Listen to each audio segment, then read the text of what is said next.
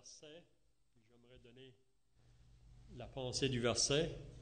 Donc, j'ai 9 versets à lire. Puis, pour vous tiendre réveillés, donc, on va lire les versets un après l'autre. Donc, ça nous aide à rester réveillés, si on peut dire. Puis, le sujet cet après-midi que le Seigneur a mis sur mon cœur, c'est le sujet de l'inquiétude. L'inquiétude. Probablement, quand on vous parle à propos de l'inquiétude, chacun de nous ici, même jeunes comme plus vieux, on est tous pris souvent avec l'inquiétude. Donc, on va lire 9 passages dans la parole de Dieu qui nous parlent concernant le sujet de l'inquiétude. Donc, le premier verset qu'on va lire, c'est dans Proverbes au chapitre 12, qui nous dit vraiment qu'est-ce que l'inquiétude fait sur l'homme. Donc, Proverbes, chapitre 12, et le verset 25. Donc, on lit « L'inquiétude dans le cœur de l'homme là-bas, mais une bonne parole le réjouit. » Donc ici, on lit que l'inquiétude dans le cœur de l'homme là-bas, mais une bonne parole le réjouit. Donc j'espère, avec le message que je vais apporter cet après-midi, que s'il y a quelqu'un qui est dans un état d'inquiétude, que vous pourrez avoir une parole pour vous relever, ou qui pourra vous réjouir. Puis on espère que même dans toute la conférence, que vraiment les messages qui seront apportés, on croit que quand on vient à une conférence, que le Seigneur il connaît les besoins de chacun, puis il y a une part pour chacun de nous. Donc on espère que tous ceux qui vont partir de cette conférence pourront dire à la fin que c'était bien pour nous d'être ici, que le Seigneur a vraiment répondu à mon besoin cette fin de semaine. Donc, premièrement, si on prend le mot « inquiétude », vous savez, on peut diviser ce mot-là en deux. Il y a « un », puis il y a « quiétude ». Je ne sais pas si vous avez déjà regardé concernant la définition du mot « quiétude ». Ce n'est pas un nom qu'on entend souvent aujourd'hui, ce mot-là. Mais vraiment, le mot « quiétude » veut dire que c'est quelqu'un qui se repose. Vous savez, c'est quelqu'un qui est dans le repos. Si vous regardez le mot « quiétude » dans le dictionnaire, c'est ça que ça vous dit, c'est quelqu'un qui est dans le repos, c'est quelqu'un qui est calme, qui est tranquille. Donc ça, c'est ça que le mot « quiétude » veut dire. Mais le mot « inquiétude », c'est le contraire. L'inquiétude, c'est quelqu'un qui n'a pas de repos. C'est quelqu'un qui n'est pas tranquille. Souvent, l'inquiétude nous agite, vous savez. Donc ici, qu'est-ce que le proverbe nous dit? Que l'inquiétude dans le cœur de l'homme, ça l'abat. Vous savez? Ça l'affaiblit, si on peut dire, l'inquiétude dans le cœur de l'homme. Mais une bonne parole le réjouit. Donc, je ne sais pas aujourd'hui s'il y a quelqu'un parmi nous qui passe par des temps d'inquiétude, puis on peut dire que chacun de nous, d'un moment ou l'autre, on arrive tous à faire face à des inquiétudes ou à des soucis.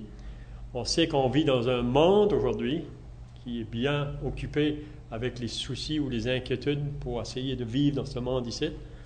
Mais vraiment, on sait que la parole de Dieu est surtout écrite à des croyants. Parce que vous savez qu'il y a une chose que le Seigneur nous dit dans la parabole du semeur, concernant la semence qui tombe parmi les épines. Qu'est-ce qu'elle fait?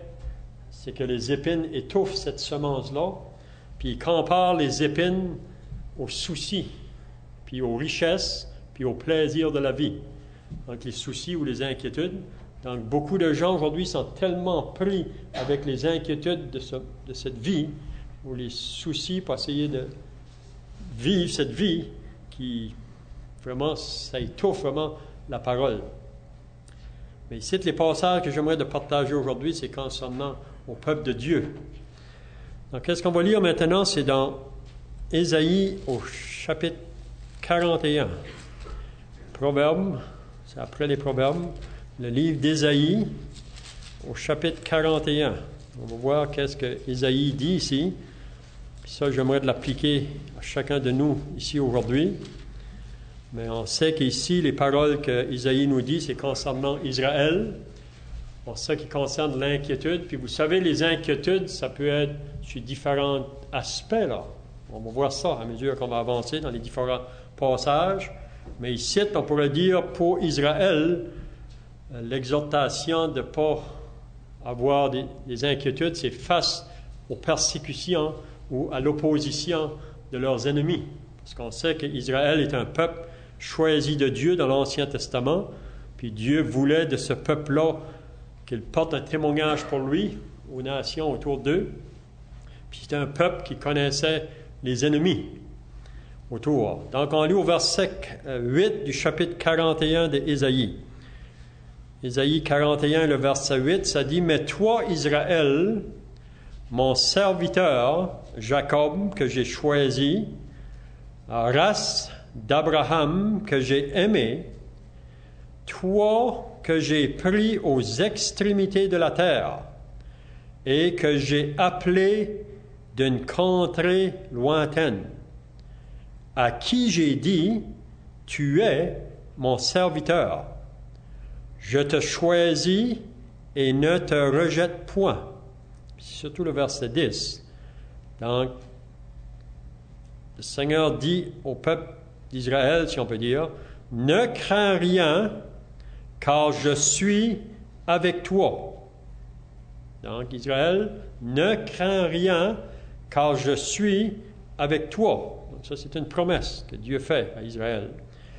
Il dit, « Ne promène pas tes regards inquiets, car je suis ton Dieu. Je te fortifie, je viens à ton secours. Je te soutiens de ma droite triomphante. » Donc c'est là la promesse que Dieu fait à Israël. Il dit, « Ne crains rien, je suis avec toi, ne promène pas tes regards inquiets. » Puis là, il nous dit vraiment la suite, la raison pourquoi. Il dit, « Voici, ils seront confondus, ils seront couverts de honte, tous ceux qui sont irrités contre toi. Ils seront réduits à rien, ils périront. Ceux qui disputent contre toi, tu les chercheras et ne les trouveras plus. Ceux qui te suscitaient querelle, ils seront réduits à rien, réduits au néant.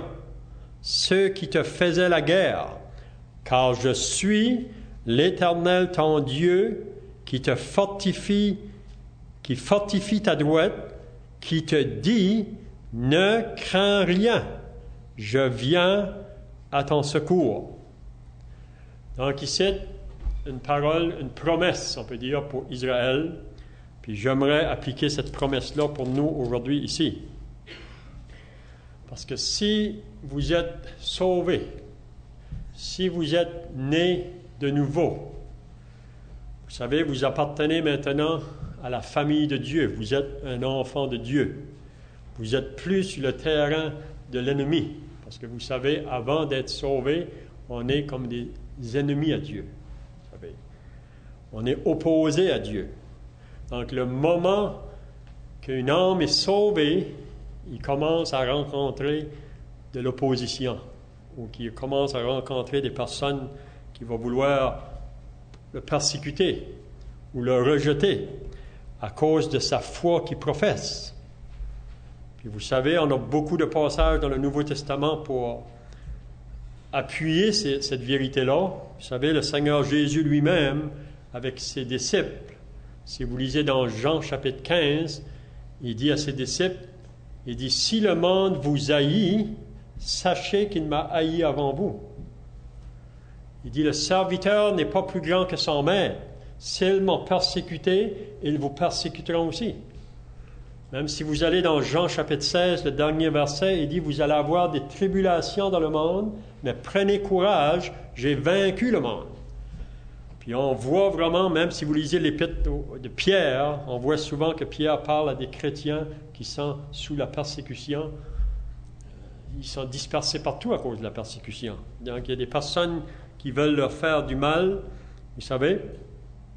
Mais ici, c'est une promesse, on peut dire, face à ceux qui veulent nous faire du mal à cause qu'on est chrétien. Vous savez, même après-midi, dans la prière que j'ai mentionnée, ce n'est pas tous les chrétiens dans le monde qui ont la liberté que nous en avons aujourd'hui de pouvoir se réunir en toute tranquillité. Vous savez, pour être sous l'écoute de la parole. Il y a beaucoup de chrétiens dans le monde aujourd'hui qui ils doivent se cacher. Vous savez, parce que les persécutions sont tellement fortes. Même les autorités, ils doivent se cacher pour pouvoir se réunir comme on fait aujourd'hui. Donc, c'est tout un privilège que nous avons ici aujourd'hui. Des fois, on prend ça pour acquis, vous savez. Mais c'est vraiment toute une bénédiction de pouvoir venir en toute tranquillité, vous savez, pour être sous l'écoute de la parole. Mais ce n'est pas tous les chrétiens qui ont ce privilège-là. Beaucoup de chrétiens, même présentement, sont dans les prisons à cause de leur foi. Beaucoup de chrétiens meurent à chaque jour à cause de leur foi au Seigneur Jésus-Christ. Mais ici, face à ceux qui veulent nous faire du mal ou à ceux qui veulent nous calomnier, même c'est ça que Pierre dit dans son épître, que parce qu'on ne marche plus dans le même chemin qu'on marchait autrefois avec eux, dans le même débordement de débauche, ils vont vous calomnier. Ils vont dire des choses fausses de vous, parce que vous êtes un enfant de Dieu, puis vous professez la foi en Christ. Donc ici, face à l'adversaire ou l'ennemi, vous savez, qui veut mettre des obstacles dans notre chemin comme croyants. Puis s'il y a une chose que le diable n'aime pas aujourd'hui, c'est que vous parliez à propos de Jésus ou du Seigneur Jésus-Christ. Vous savez, si on veut prononcer son nom, l'ennemi n'aime pas ça. Il va faire tous ses efforts pour vous faire taire. On voit ça dans les Actes des Apôtres, les premiers chrétiens, à l'Église à Jérusalem. Vous savez, le moment qu'ils voulaient en parler de leur Sauveur, les autorités sont mises contre eux autres.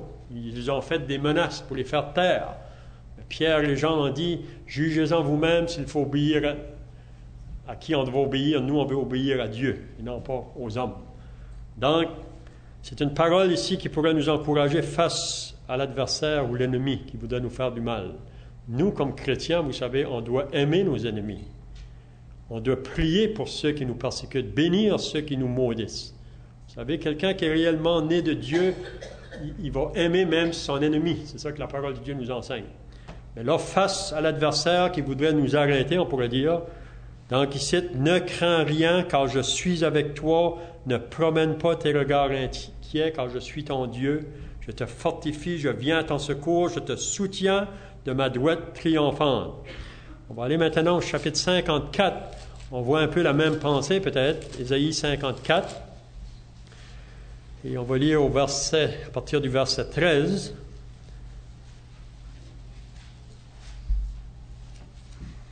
Donc, on peut dire que le peuple de Dieu soit dans l'Ancien Testament ou dans le Nouveau Testament.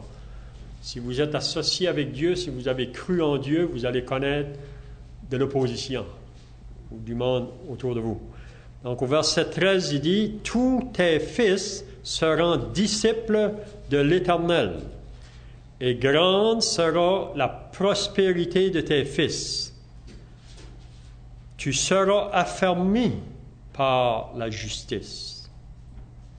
Banni. » Donc ici, c'est comme si qui dirait rejette l'inquiétude. Bannis l'inquiétude car tu n'as rien à craindre. Donc ces paroles-là pourraient saisir nos âmes dans la réalité, vous savez. Il dit, bannis l'inquiétude car tu n'as rien à craindre et la frayeur car elle n'approchera pas de toi. Regardez qu'est-ce qu'il dit au verset 15. S'il en forme des complots, cela ne viendra pas de moi.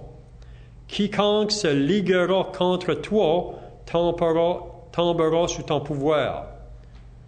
Donc ici, bannis l'inquiétude car tu n'as rien à craindre. Vous savez, un frère a dit une fois, c'est plusieurs années passées, j'ai toujours retenu ça. Il avait dit que le 75% de nos inquiétudes ne se réalisent jamais. Donc, on s'inquiète pour beaucoup de choses, pour rien vraiment. Puis vraiment, l'inquiétude, vraiment, si on examine vraiment chaque passage qui est dit dans les Écritures, c'est une forme d'incrédulité, vraiment. Parce que le Seigneur, ou même dans l'Ancien Testament ou le Nouveau, il nous exhorte de ne pas s'inquiéter. C'est pas qu'on ne va pas arriver à des inquiétudes sur notre chemin, mais on devrait rejeter l'inquiétude. C'est ça qu'il dit, c'est de bannir l'inquiétude quand tu n'as rien à craindre et la frayeur car elle n'approchera pas de toi. Donc ici, c'est face à ceux qui s'opposent, vous savez, au peuple de Dieu. C'est comme j'ai dit, si vous voulez parler de votre Sauveur, puis faites-le juste bien, sans brasser trop de choses, provoquer trop de choses, juste essayez, même si vous êtes au travail ou à l'école, les étudiants, puis vous êtes sauvés, puis vous voulez parler de votre Sauveur à d'autres. Vous n'avez pas besoin de dire beaucoup. Vous allez rencontrer l'opposition tout de suite. On ne veut pas ça. On vit dans un monde où on veut éteindre ça. Mais pour moi, l'Évangile, comme Paul dit dans Romains 1, il dit que je n'ai point honte de l'Évangile, c'est la puissance de Dieu pour le salut de quiconque croit. On ne devrait pas avoir honte de proclamer ce message-là, parce que ça peut transformer des vies, vous savez. Oui. Maintenant, on va aller dans le Nouveau Testament maintenant, dans Matthieu, l'Évangile de Matthieu. Qu'est-ce que le Seigneur nous dit concernant l'inquiétude? Matthieu, puis ici, c'est plutôt, on pourrait dire, pour nos besoins physiques, on pourrait dire, matériels. Donc, Matthieu, chapitre 6, c'est un passage qui est bien connu probablement de tous ceux qui sont ici cet après-midi. C'est l'enseignement du Seigneur Jésus à ses disciples. Au verset 24, le verset 25 plutôt, Matthieu 6, le verset 25, Jésus dit à ses disciples, « C'est pourquoi je vous dis, ne vous inquiétez pas pour votre vie de ce que vous mangerez, ni pour votre corps de ce que vous serez vêtus. » Donc, la nourriture ou le vêtement. Il dit, vous n'avez pas à vous inquiéter pour ça. Il parle à ses disciples, c'est bien de souligner ça. Il dit ensuite, la vie n'est-elle pas plus que la nourriture et le corps plus que le vêtement? Puis là, il donne une illustration. Il dit, regardez les oiseaux du ciel, ils ne sèment ni ne moissonnent, et ils n'amassent rien dans des greniers. Et votre Père céleste les nourrit. Jésus leur dit, ne valez-vous pas beaucoup plus qu'eux? Là, il pose une question maintenant. Qui de vous, par ses inquiétudes, peut ajouter une coudée à la durée de sa vie? Donc, c'est une question que Jésus demande à ses disciples. Qui de vous peut allonger sa vie s'il va s'inquiéter? C'est ça qu'il veut dire. Et pourquoi vous inquiétez au sujet du vêtement? Considérez comment croissent les lits des champs. Ils ne travaillent ni ne filent. Cependant, je vous dis que Salomon même, dans toute sa gloire, n'a pas été vêtu comme l'un d'eux.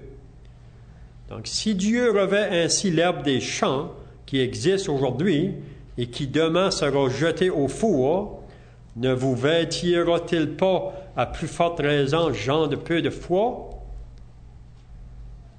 Ne vous inquiétez donc point. Donc, le Seigneur le répète. Donc, est-ce qu'on est inquiet aujourd'hui? Peut-être ici au Canada, on n'a pas trop de difficultés avec ça. D'être inquiète pour notre nourriture ou pour le vêtement parce qu'on est dans l'abondance, vous savez. Mais il y a beaucoup de chrétiens qui ne sont pas dans cette abondance-là. Mais le Seigneur ici fait une promesse à ses disciples. Il dit, ne vous inquiétez donc point. Et ne dites pas, que mangerons-nous? Que boirons-nous? De quoi serons-nous vêtus? Le monde, aujourd'hui, sont préoccupés par ces choses-là. C'est ça qu'il dit par la suite. Car toutes ces choses, ce sont les païens qui les recherchent. Mais vous, votre Père céleste sait que vous en avez besoin. Donc, qu'est-ce qu'il veut qu'on soit préoccupé avec, si on peut dire? Il nous dit juste après. Nous, les disciples, nous qui appartiennent au Seigneur Jésus-Christ, qui font partie de sa famille, et il nous dit au verset 33, qu'est-ce qui devrait être notre priorité, si on peut dire? Qu'est-ce qu'on devrait regarder après? Premièrement, puis les autres choses vont prendre leur place. C'est ça qu'il dit. Il dit, cherchez premièrement le royaume et la justice de Dieu, et toutes ces choses vous seront données par-dessus. Donc c'est ça l'exhortation du Seigneur Jésus-Christ. Face à nos inquiétudes pour les choses matérielles de cette vie, vous savez, il dit, votre préoccupation, premièrement, il dit, cherchez le royaume de la justice de Dieu, et toutes ces autres choses vous seront données par-dessus. Ne vous inquiétez donc pas du lendemain. Vous savez, souvent nos inquiétudes, ce n'est pas des choses qui concernent le passé. Vous savez, peut-être, quand ces choses-là sont arrivées dans le passé, on s'inquiétait à propos de ces choses-là. Mais normalement, quand on est inquiète, c'est pour quelque chose qui est en avant de nous. Puis pas non plus, on va s'inquiéter pour des choses qui sont trop loin. C'est possible qu'on peut y aller un peu loin. Mais souvent, les choses qu'on s'inquiète pour, c'est peut-être qu'est-ce qui va arriver demain ou la semaine prochaine. Vous savez, puis souvent, on est inquiète concernant ces choses-là, les choses matérielles, nos besoins. Vous savez, la nourriture et le vêtement. Mais le Seigneur nous dit ici, ne vous inquiétez donc pas du lendemain. Puis peut-être aujourd'hui, moi je ne sais pas à qui que je parle ici aujourd'hui. Peut-être qu'il y en a qui sont pris avec des inquiétudes présentement. Moi je ne sais pas. Puis les inquiétudes, ça peut être partout. Vous savez, au travail, on fait face à des inquiétudes au travail. Les étudiants, peut-être à l'école, il y a des inquiétudes qui viennent sur votre chemin. Tous les jours, vous savez, on peut faire face à des choses qui vont venir. Puis même cet après-midi, peut-être vous êtes tellement pris avec les inquiétudes que vous n'écoutez même pas le message que je suis en train d'amener. Parce qu'on est pris avec les inquiétudes. Peut-être vous êtes ici, mais vous êtes peut-être à 1017. Vous êtes inquiète pour des choses.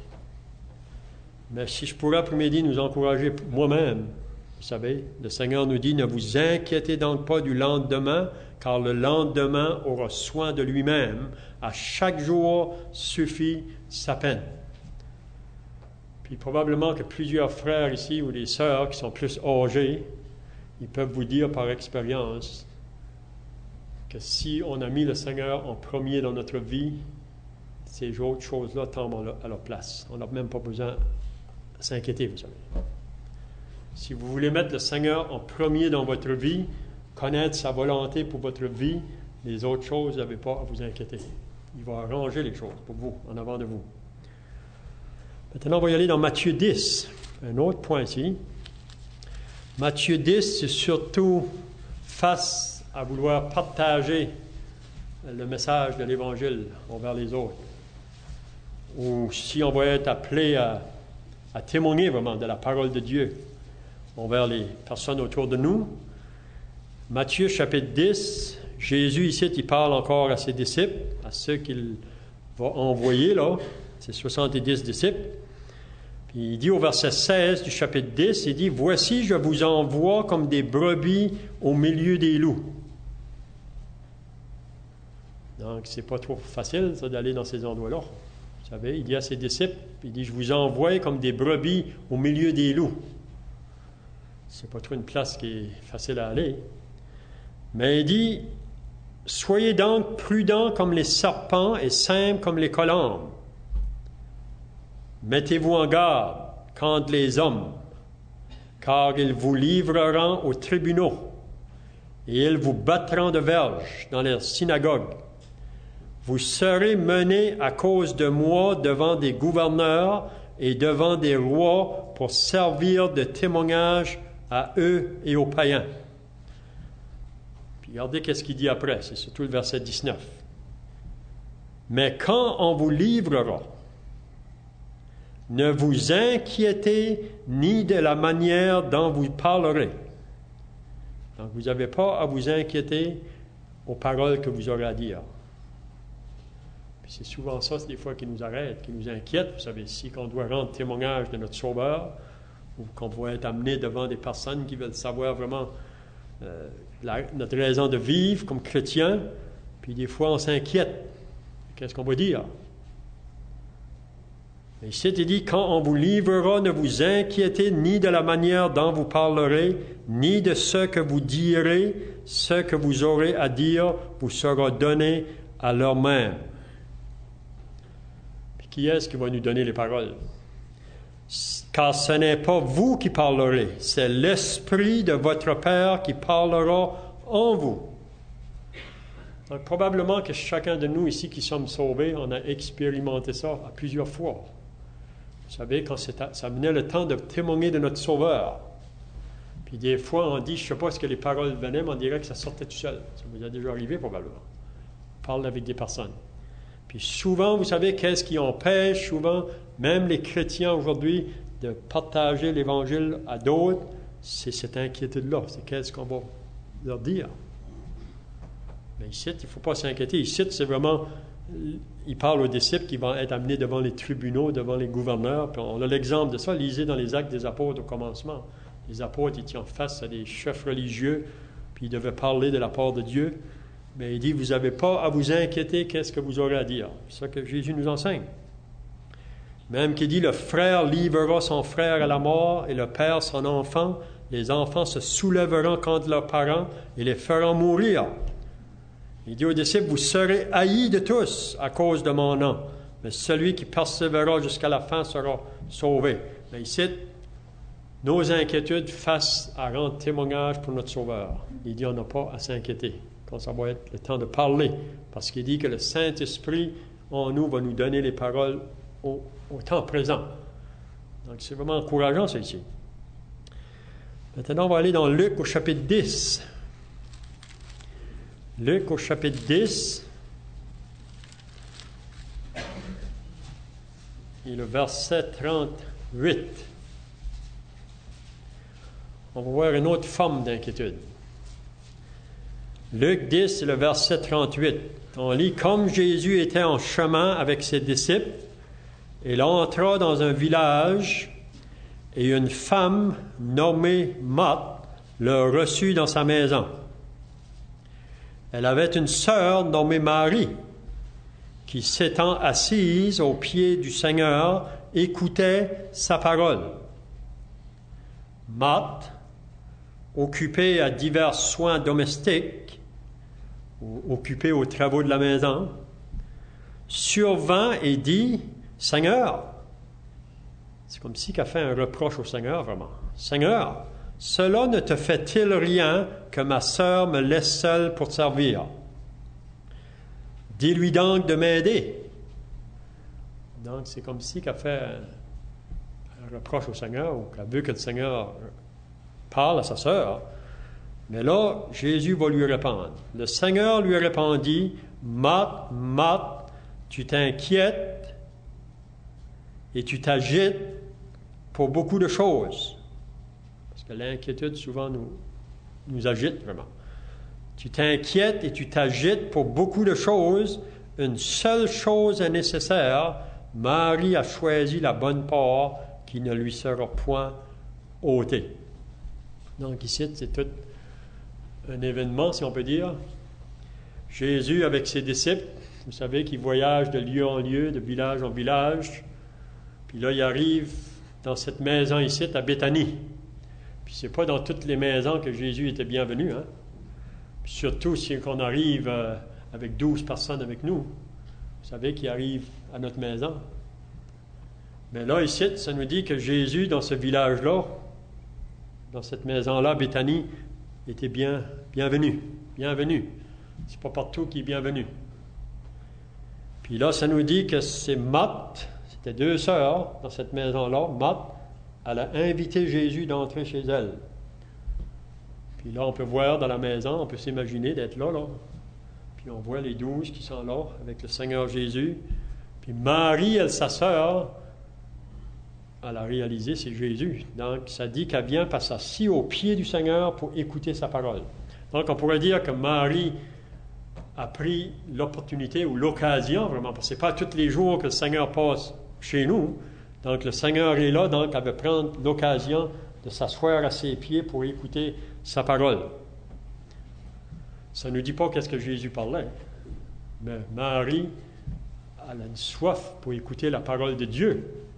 J'espère aujourd'hui qu'on est ici dans le but de ça, vraiment. On est venu pour s'asseoir tranquille. Vous savez, il y a bien d'autres choses qu'on pourrait faire peut-être aujourd'hui, dans une fin de semaine. Mais là, on vient ici tranquille. On veut être sous l'écoute de la parole de Dieu. On va attendre davantage à propos du Seigneur Jésus-Christ. Mais Marthe, c'est pas que Marthe fait de mauvaises choses. Marthe, elle est occupée aux soins domestiques, c'est aux travaux de la maison. Puis probablement que Marthe, peut-être qu'elle a un désir de leur préparer quelque chose, peut-être, à ses invités. Mais Marthe, agitée, inquiète, elle voit sa sœur qui est assise là, puis pour Marthe, c'est comme si que Marie perd son temps.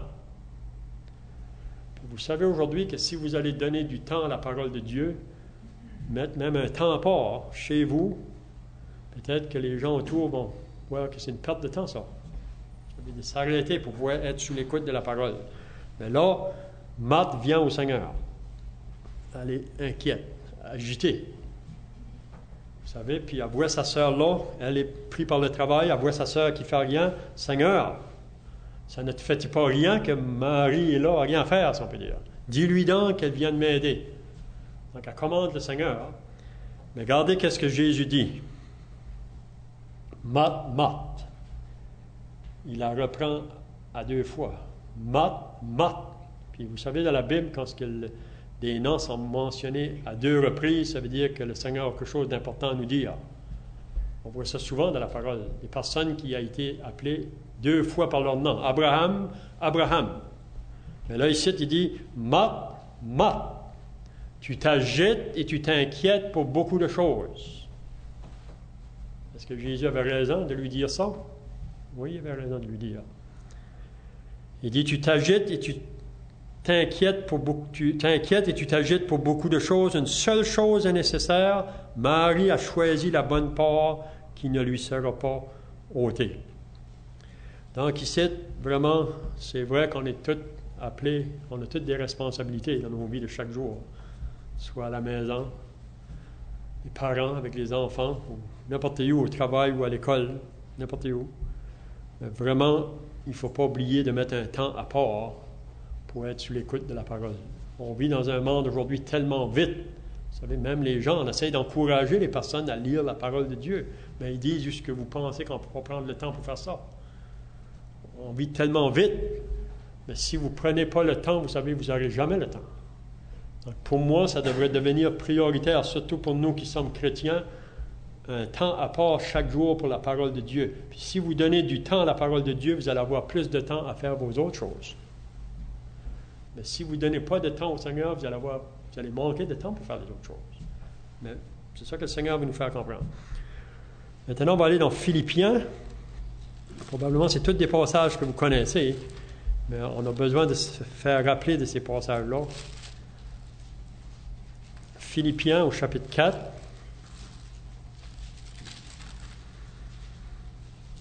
Ici, c'est une exhortation de Paul à ses chrétiens à Philippe. On peut lire à partir du verset 4, Philippiens chapitre 4 et le verset 4. Paul dit, « Réjouissez-vous toujours dans le Seigneur. Je le répète. » Vous savez, l'épître aux Philippiens, c'est vraiment ça que Paul veut encourager les chrétiens, de se réjouir dans le Seigneur. Puis il répète souvent ça dans l'Épître aux Philippiens. Parce que c'est là notre joie. Notre joie ne dépend pas de nos circonstances ou des choses qui nous entourent. Si on va trouver la joie comme chrétien, c'est dans le Seigneur. Il dit, je le répète, réjouissez-vous que votre douceur soit connue de tous les hommes.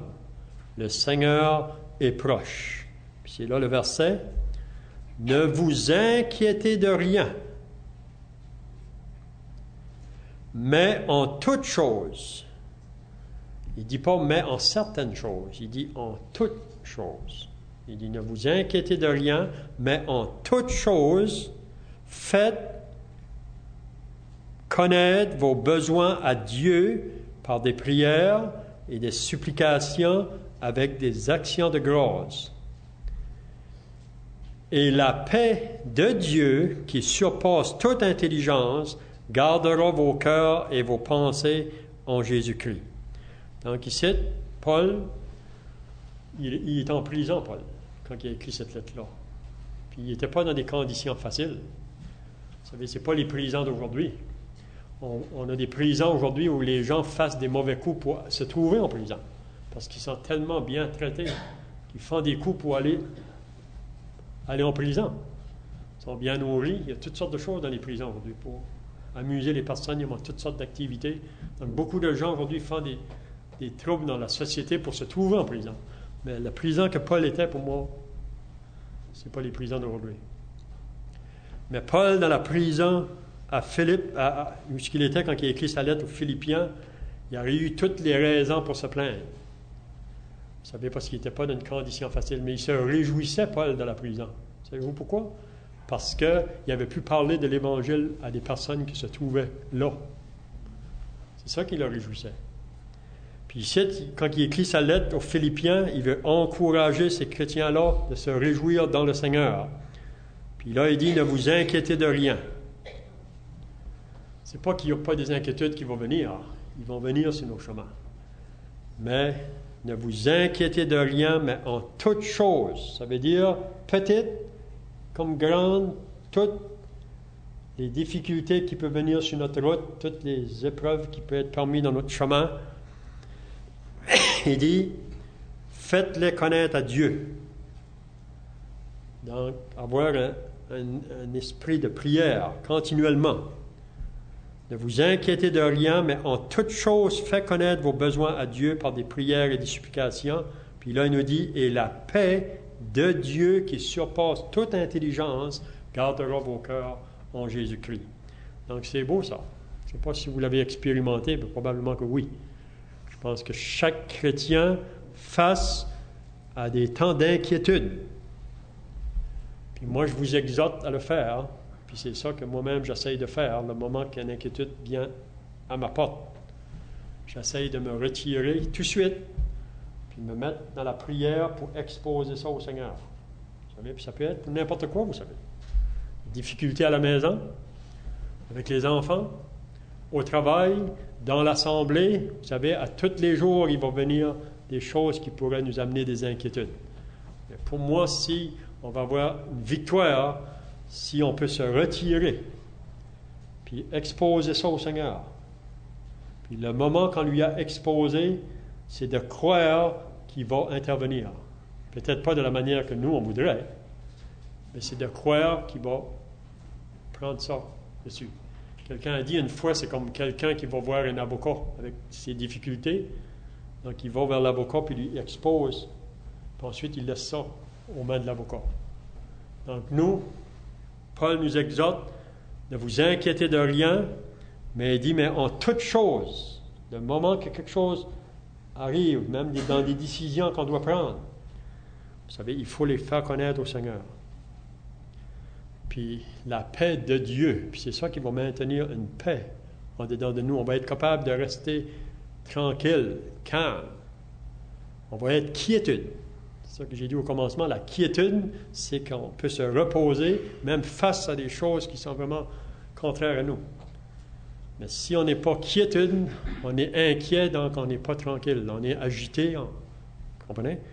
Mais on met ça devant le Seigneur. La paix de Dieu, même les gens autour ne peuvent pas comprendre vraiment un chrétien qui expose au Seigneur ses besoins. Parce qu'il peut avoir des grosses tempêtes, mais la personne peut rester bien calme à travers de ça. Donc, et la paix de Dieu qui surpasse toute intelligence gardera vos cœurs et vos pensées en Jésus-Christ. On va aller maintenant dans 1 Pierre. Je termine, je pense, ici. 1 Pierre, chapitre 5. Il mentionne peut-être pas le mot inquiétude, là, mais c'est la même chose, c'est les soucis. Donc, 1 Pierre, chapitre 5. J'ai un autre verset à lire après ça. 1 Pierre 5. Et là, il parle aux jeunes croyants, Pierre, dans son épître, à la fin, au verset 5 du chapitre 5. 1 Pierre 5, et le verset 5, il dit, « De même, vous qui êtes jeunes, soyez soumis aux anciens, et tous, dans vos rapports mutuels, revêtez-vous d'humilité. » Donc ça, c'est une autre chose que Pierre exhorte les chrétiens de se revêtir, d'humilité.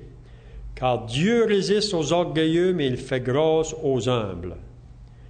Humiliez-vous donc sous la puissante main de Dieu, afin qu'il vous élève au temps convenable, et déchargez-vous sur lui de tous vos soucis, tous vos inquiétudes. » C'est ça que Pierre veut dire vraiment. Donc, il dit, On devrait s'humilier sous la puissante main de Dieu, face à nos difficultés, peut-être face à des circonstances adverses qui arrivent sur notre chemin. Déchargez-vous sur lui de tous vos soucis, car lui-même prendra soin de vous. Je ne sais pas si ça vous a déjà arrivé de porter une charge. Moi, ça m'arrive souvent, mais peut-être moins à cette heure-là. Mais au travail, surtout le travail qu'on fait, des fois on portait des charges. Vous savez, quelque chose qui est pesant. Mais parfois, ça peut nous amener bien à bas. Mais si quelqu'un vient à côté, puis on peut lui donner une partie de notre charge, c'est beaucoup plus facile. Mais ici, vraiment, Pierre ne nous dit pas de donner seulement une partie de nos soucis. Il dit déchargez sur lui tous vos soucis. Donc, vous avez des soucis aujourd'hui ou des inquiétudes? C'est ça l'exhortation. Puis vraiment, ça, c'est une marche par la foi, vous savez. Parce que par la vue, souvent, on ne voit pas de porte de sortie. Mais vraiment, la marche par la foi, c'est de croire. Souvent, je dis, c'est la même chose que le jour que moi j'ai été sauvé. Qu'est-ce que j'ai fait vraiment ce jour-là? C'est que je m'ai reposé sur le sacrifice de Christ pour le salut de mon âme. Donc, j'ai aucun doute. Vous savez, je m'ai reposé sur lui. Dans ma vie de chaque jour comme chrétien, maintenant, on a appelé à marcher une vie de foi. Donc, c'est de remettre à lui, vous savez, nos fardeaux de chaque jour. Puis je termine avec l'Épître aux Galates, au chapitre 4. Il parle là aussi des inquiétudes, mais j'aimerais qu'on serait peut-être plus préoccupé avec cette inquiétude ici qu'on lit dans le chapitre 4 de l'Épître aux Galates. C'est l'apôtre Paul. Paul était beaucoup concerné avec les croyants. Vous savez, de chaque église. Même, il dit souvent que ça lui apportait beaucoup de soucis. Vous savez, concernant les croyants de chaque église. Il dit au verset 19 du chapitre 4, en parlant aux chrétiens de la Galatie, on sait qu'il y a de la fausse doctrine qui est entrée là, en Galatie, qui savait éloigner les chrétiens vraiment, même de l'apôtre. Puis Paul était un peu inquiet de ça, vous savez. Donc, il dit au verset 19 du chapitre 4, « Mes enfants, pour qui j'éprouve de nouveau les douleurs de l'enfantement, jusqu'à ce que Christ soit formé en vous. » Il dit, « Je voudrais être maintenant auprès de vous et changer de langage, car je suis dans l'inquiétude à votre sujet. » Mais pour moi, ici, j'aimerais de penser que c'est une bonne inquiétude. Vous savez, il y a beaucoup de choses qu'on s'inquiète, souvent que c'est pas... On est beaucoup préoccupés à s'inquiéter avec les choses de cette vie, les choses de chaque jour. Est-ce que nous, comme chrétiens, on est préoccupés avec des inquiétudes concernant le peuple de Dieu? Ici, c'est ça que Paul était occupé avec.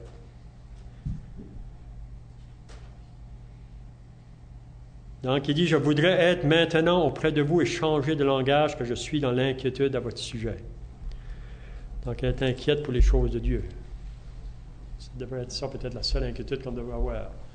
Est-ce que vraiment ma vie est agréable à Dieu chaque jour que je vis? Dans mes paroles, dans mes actions. Vous savez, vous allez être remarqué. Si vous dites que vous êtes sauvé, si vous êtes au travail ou à l'école, les gens vont écouter votre langage. Ils vont remarquer vos actions. Donc, ça devrait nous préoccuper, vraiment, ces choses-là, d'être un bon témoignage pour le Seigneur afin de gagner d'autres à Christ. C'est vraiment la raison pourquoi que le Seigneur nous laisse sur la terre. Vraiment. Il veut qu'on soit des témoignages dans le but de chercher d'autres. Notre frère a nommé le cantique tout à l'heure, « Cherchons-les, cherchons-les, savons-nous le prix d'une âme. » Grande valeur, une âme. Donc, c'est tout ce que je veux dire. J'espère que ces paroles-là vont encourager chacun de nous après-midi. L'inquiétude dans le cœur de l'homme là-bas, mais une bonne parole le réjouit. J'espère que ça va nous réjouir. Puis si quelqu'un aujourd'hui est inquiète, soit pour quoi que ce soit, allez au Seigneur. C'est ça l'exhortation qu'on peut dire aujourd'hui. Dieu bénisse sa parole.